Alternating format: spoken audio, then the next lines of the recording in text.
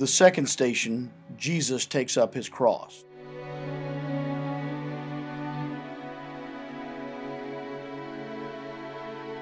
From the Gospel according to Matthew.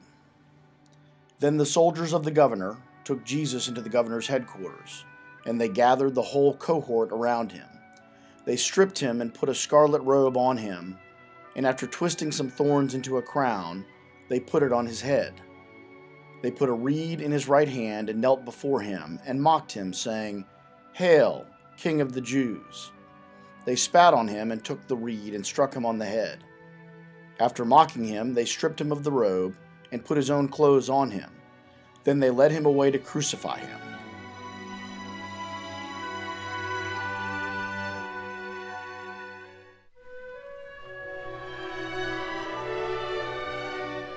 Jesus, condemned as an impostor king, is mocked, but this very mockery lays bare a painful truth. How often are the symbols of power, borne by the great ones of this world, an affront to truth, to justice, and to the dignity of man? How many times are their pomps and their lofty words nothing but grandiose lies, a parody of their solemn obligation to serve the common good?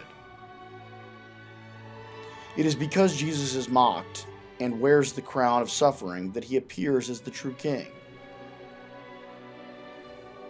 His scepter is justice. The price of justice in this world is suffering.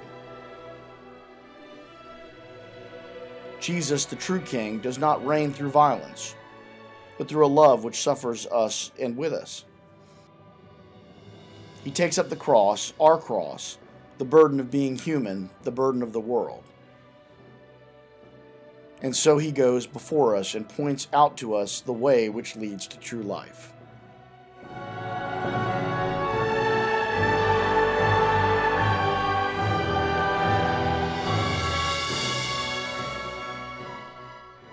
Lord, you willingly subjugated yourself to mockery and scorn.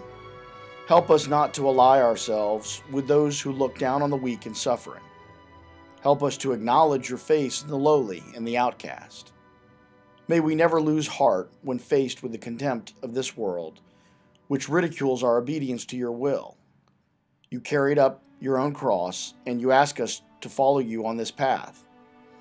Help us to take up the cross and not to shun it. May we never complain or become discouraged by life's trials. Help us to follow the path of love and, in submitting to its demands, to find true love.